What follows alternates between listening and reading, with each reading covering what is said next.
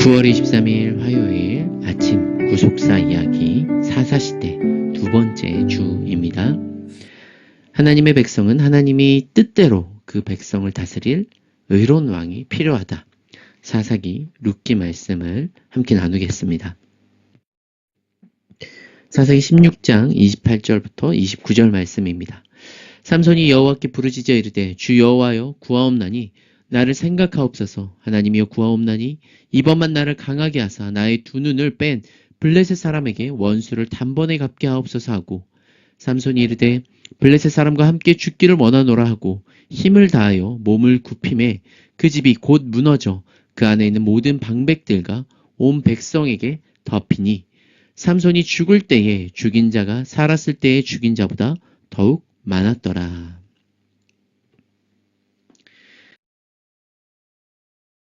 네, 우리 지난주에 이어서 사사시대 두 번째 주입니다.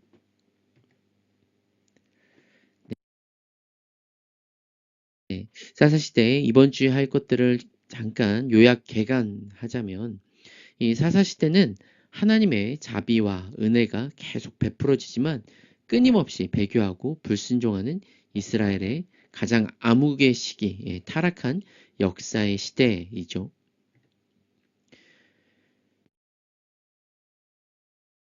사사기는 하나님의 백성인 이스라엘이 하나님의 땅에서 거룩한 백성으로 신실하게 살아가기 위해서 하나님의 백성을 신실하게 다스릴 왕, 오타네요. 왕이 필요하다는 것을 보여줍니다.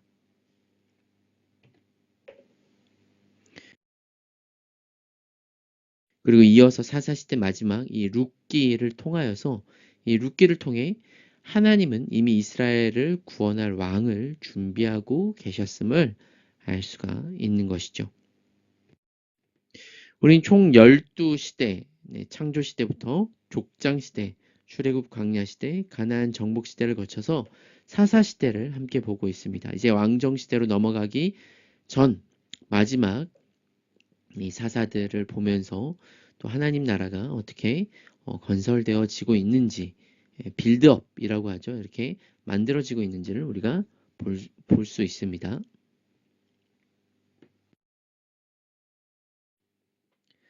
네, 하나님은 이스라엘의 반복되는 우상 숭배에도 불구하고 사사들을 보내셔서 구원하시고 인도하셨다. 우리가 지난주에 이 그림과 같이 기드온의 300용사 이 이야기를 함께 나누었는데요. 우리가 이어서 계속해서 사사들의 이야기를 볼 수가 있습니다. 이스라엘 백성들은 하나님을 배교하고 우상을 숭배하는 죄를 짓죠. 그때 그들을 심판하시는 이 이방 땅이 이스라엘 백성들을 압제하는 것을 봅니다. 그때 이스라엘이 회개하고 또 하나님께 부르짖을 때 하나님께서는 사사를 보내셔서 그들을 구원하시고 다시금 평화로운 시기를 또 맞이하는, 계속해서 이 순환의 역사가 일어나는 것을 우리가 보았습니다. 그래서 12명의 사사, 첫 번째 사사인 온니엘에서부터 에훗, 삼갈, 드보라, 기드온, 아비멜렉은 사사로 이렇게 하지 않습니다. 우리가 이 기드온까지 우리가 함께 보았는데요. 이제 여섯 번째 사사입니다. 돌라와 야일, 익숙하지 않은 이름이죠. 사사기 10장 1절부터 5절 말씀인데요. 이 사사 돌라는 23년 동안 사사 직무를 수행했습니다. 그래서 이 아비멜렉의 뒤를 이어서 이사갈 사람 도도의 손자 부하의 아들 돌라가 일어나서 이스라엘을 구원하니라. 그가 에브라임 산지 3일에 거주하면서 이스라엘의 사사가 된 지 23년 만에 죽음에 3일에 장사되었더라. 그렇게 크게 성경에서도 이 돌라에 대해서 나와 있지 않고요. 이어서 야일도 22년 동안 사사 직무를 수행하고 그에게 아들 30명이 있었고 어린 낙이 30마리를 탔다라는 것 외에는 특별한 사건이 성경에 기록되어 있지 않습니다. 네, 이어서 사사 입다가 10장 6절부터 12장 7절까지 나옵니다. 이스라엘이 다시 여호와의 목전에서 악을 행하여 바알과 아스타롯과 아람과 시돈과 모압과 암몬과 블레셋의 신들을 섬기죠. 이제 아주 총체적으로 섬깁니다. 그리고 여호와 하나님을 예배하지 않자 하나님의 진노하심으로 그들을 블레셋과 암몬의 손에 넘기셨습니다. 이스라엘은 우상 숭배의 죄를 고백하며 하나님께 구원해 주시기를 간구하고 또 하나님은 몇 번이나 그들을 구원했음에도 불구하고 그들이 다시금 우상 숭배하는 것을 책망하시죠. 이제 하나님께서는 이 10장 사사기 10장 13절에도 보면은 내가 다시는 너희를 구원하지 아니하리라 라고 말씀하십니다. 그러니까 이 기드온 때부터 하나님은 선지자들을 보내셔서 이방 민족들을 통해 이스라엘을 징계하는 이유를 말씀하시고 또 우상 숭배를 책망하셨어요. 여기에도 하나님은 구원하심으로 불구하고 이스라엘은 계속해서 다른 신을 섬기죠. 그럼에도 참 하나님이 끝까지 그들을 포기하시지 않는 것을 보면서 얼마나 사랑하는지 잘 드러납니다. 하나님은 이 길르앗 사람 입다를 사사로 세우셔서 암몬을 물리치게 하셨죠. 11장에 보면은 입다는 이제 큰 용사였으나 이 길르앗이 기생을 통해 낳은 아들이었고 길르앗이 죽은 후에 길르앗의 아내와 아들들에 의해 쫓겨났으며 그의 형제들을 피하여 돕당에 거주하면서 이 건달처럼 건달패와 함께 살았습니다. 이 암몬 자손이 공격에 직면하자 이 길라 사람들이 입다를 지도자로 삼으려고 했죠. 네. 입다가 이 암몬의 왕과 이 논쟁을 한 후에 전쟁을 시작하려고 할 때 하나님께서 하나님의 영이 그에게 임했고 그가 크게 승리를 했습니다. 그러니까 이 가정의 아픔이 있었어요. 입다는 어쨌든 정식 아들도 아니었고 또 쫓겨나서 건달들과 함께 살았는데 그런 사람이 사사가 되었습니다.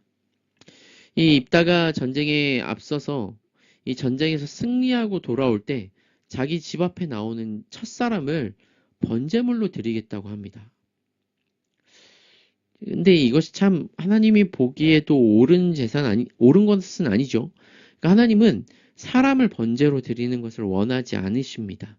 네, 그런데 이 이방의 어떤 제사의 풍습을 따라서 입다가 행하는 것이죠.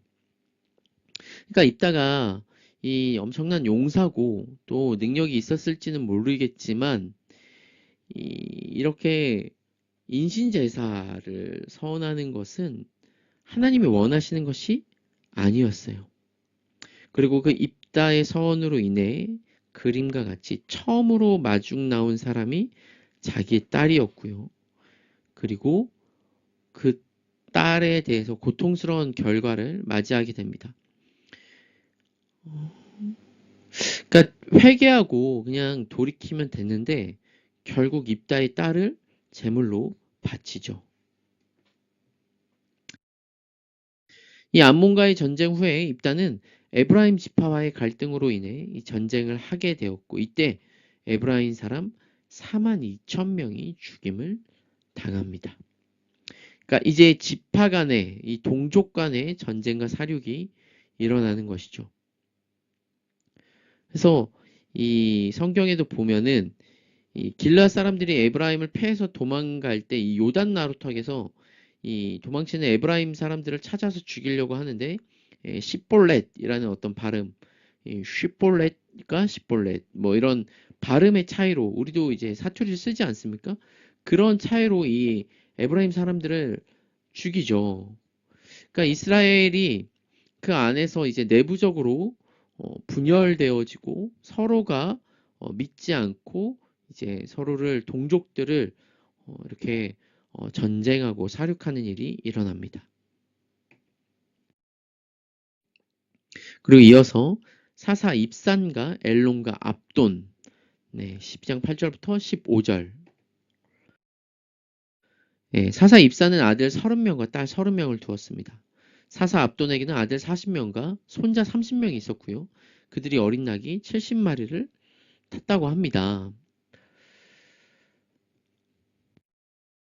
그리고 입산이나 엘론, 그리고 압돈 사사의 경우 이스라엘을 구원했다거나 그들이 다스리는 동안 평온했다는 언급이 없죠. 그러니까 이제 사사들이 점점 타락하고 세상의 어떤 왕들과 다름없는 그런 모습들을 보게 되고요. 이 영적으로 이제 더 깊은 짙은 암흑의 시대로 도입하게 됩니다. 그리고 마지막 사사인 사사 삼손이 등장하죠. 이스라엘이 다시 여호와의 목전에서 악을 행하였고 여호와 하나님은 그들을 블레셋 사람에게 넘겨주었습니다. 근데 여기서 이스라엘 백성들이 하나님께 부르짖거나 회개하는 장면이 나오지 않아요. 이 사사 삼손은 하나님의 뜻에 의해 특별한 과정을 거쳐 나실인으로 태어났습니다.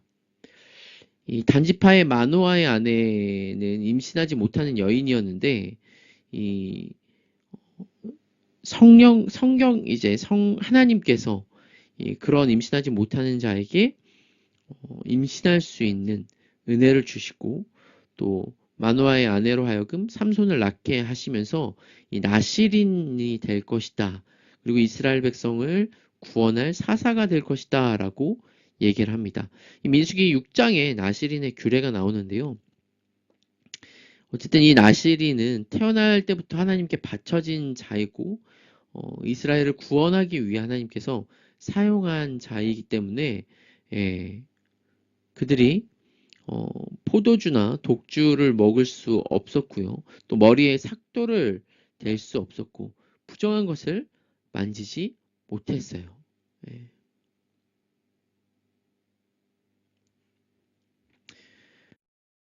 그런데 우리가 잘 알다시피 삼손은 여자에 약했죠.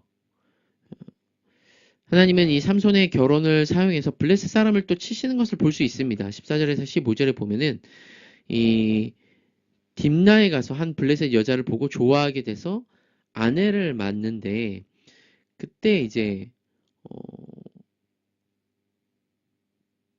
딥나 이 삼손이 길에서 사자를 만나고 그 사자를 맨손으로 찢어 죽였죠. 그리고 이 일로 인해 이 블레셋에게 이 퀴즈를 냅니다. 넌센스를 냅니다. 그런데 그 여자에게 잘못 이제 얘기를 해서 이 블레셋 사람들이 또 그걸 맞춰요. 그랬을 때 뭐 이제 삼손이 사람들을 죽이고 그들에게 이제 약속한 것들을 주기도 하고요. 그러니까 이 나실인이라고 해도 이스라엘 백성 이 삼손은 이 나실인이라는 어떤 정체성에 부합되지 않은 모습들을 우리가 보게 됩니다. 결국 이 블레셋 사람들이 분노해서 삼손의 아내와 또 그녀의 아버지를 죽이죠. 그래서 이 삼손이 아주 화가 나서 나귀의 턱뼈로 블레셋 사람 1000명을 죽이는 일이 있습니다. 이 삼손은 거룩하지도 않고 하나님의 율법을 무시하고 보복이나 폭력을 함부로 행하는 사사였습니다. 그러니까 하나님은 필요할 때 블레셋을 치는 일에 그를 사용하시긴 했지만 바람직한 이 사사의 모습은 아니었습니다. 그럼에도 삼손이 하나님께 쓰임받는 사사라는 것을 부정할 수 없는 것은 삼손이 경건한 사사로서 적극적으로 혹은 거룩한 방식으로 하나님의 뜻을 행하였는지는 또 다른 약간 별개의 문제인 것이죠. 하나님은 어떤 상황에서도 또 하나님의 구원의 역사를 이루어 가시는 것을 볼 수가 있습니다. 이 삼손은 가사로 가서 다곤 신전에서 블레셋 사람을 죽이고 자신도 죽었습니다. 이 삼손의 마지막 모습인데요. 이제 우리가 잘 아는 삼손이 한 기생, 드릴라라는 기생을 또 보고 좋아해서 그에게 갔고, 이 가사의 블레셋 사람들이 삼손을 죽이려고 매복하자 삼손이 밤중에 성 문짝과 두 문설주와 문빗장을 빼서 헤브론 앞 산 꼭대기까지 가서 던지는 일이죠. 그러니까 가사에서 헤브론까지 한 64km 정도 되는데요. 그러니까 천안에서 뭐 대전 혹은 서울에서 평택까지의 거리입니다. 그러니까 그리고 이 해발 914m에 이르는 산악지대를 넘어서 이 성문을 갖다가 떼가지고 던져놔요. 그러니까 그냥 사람의 생각으로 할 수 없는 어마어마한 일을 하는데, 그럴수록 이제 블레셋 사람들이 삼손을 더 죽이려고 눈에 불을 켜죠. 그래서 삼손이 이 드릴라를 통해 당시 은 5,500개는 100억이 넘는 돈을 약속을 받고 이 드릴라가 삼손에게서 이 머리가 잘라지면 힘을 못 쓴다라는 어떤 1급 비밀을 말하고 그가 블레셋 사람의 손에 잡혀가게 됩니다.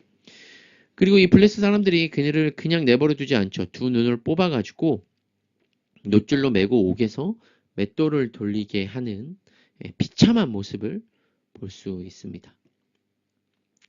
네, 여러분, 우리가 이 삼손을 보면서 삼손은 이 머리털에서 그러면은 힘이 나오냐? 네, 아니죠. 머리털의 힘의 근원이 아닙니다, 여러분. 여호와 하나님께서는 삼손과 이 함께 하셔서 그에게 힘을 주신 것이지 머리에 삭도를 대지 말라고 한 이 나시르인 규정을 어겼을 때 하나님의 영이 떠나서 그가 힘을 잃어버린 것이었죠. 이 머리가 밀린 삼손은 힘을 잃고 또 눈도 멀었습니다. 원래 삼손은 자기의 눈에 보기에 좋을 대로만 행했고 영적으로 눈먼 자였는데 이를 알지 못하게 되어서 여자 노예나 짐승이 돌리던 이 연자맷돌을 돌리는 이 처참한 신세로 전락했죠. 그러나 또 그 머리털은 다시 자라기 시작했습니다. 이 블레셋 사람들이 삼손을 잡은 것을 기뻐하며 다 모여서 이 다곤 신에게 제사를 드리고 잔치를 벌일 때 마지막 삼손이 하나님께 힘을 구하고 두 기둥을 무너뜨려서 그 안에 있는 모든 사람들과 반백들을 죽이는 일이 일어난 것이죠. 이 삼손은 어떤 부분에서는 예수 그리스도의 예표이기도 합니다. 나시린으로서. 그러나 또 그 시대에 이 처참한 이 사사의 모습을 우리가 또 삼손을 통해서 볼 수 있습니다. 오늘 이 사사들의 마지막 모습들을 보면서 우리가 이 왕이 없어서 배교하고 패역한 자로서 이 타락하고 심판받는 사사시대 이 이스라엘 모습은 우리가 주님이 없는 예수 그리스도가 없이 살아내려는 이 시대에 어떤 교회들이나 믿지 않는 사람들에게 아주 중대한 경고가 되는 것입니다. 오늘 우리가 이 하루를 살아갈 때 이 그리스도 없이 살아가는 것이 아니라 하나님의 통치, 또 말씀 가운데 그리스도의 통치를 받으며 살아가는 교회가 되기를 소원합니다. 우리가 우리 소견에 오를 대로 내가 원하는 대로 내 뜻대로 살다 보면 아무리 능력이 있어도 사사처럼 비참한 처지에 이를 수밖에 없죠. 하지만 우리는 이것을 반면교사 삼아서 그리스도의 통치를 받으며 살아가는 오늘 하루의 삶이 되기를 간구하며 이 시간 함께 기도하겠습니다.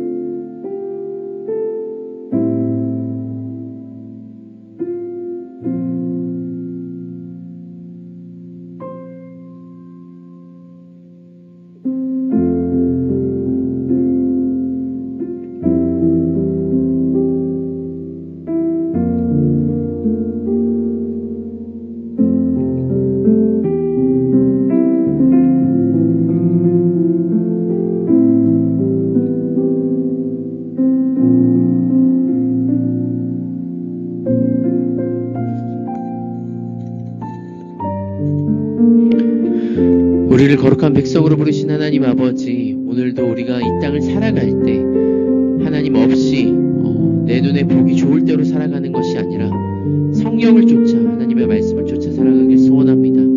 육체의 소욕을 위해서가 아닌 하나님의 영광을 위해 살아가게 하시고, 이 악한 시대 가운데 우리의 죄악을 회개하고 하나님의 뜻을 구하며 살아가는 이 하루가 되게 하여 주시옵소서. 오직 여호와 하나님으로 인해 기뻐하게 하시고 주님의 선하신 인도하심에 따라 살아가는 오늘 하루가 되기를 소원합니다. 예수님의 이름으로 기도드립니다. 아멘. 오늘도 그리스도의 통치를 따르며 또 말씀 가운데 서로 사랑하고 오래 참으며 믿음으로 살아가는 하루가 되기를 소원합니다.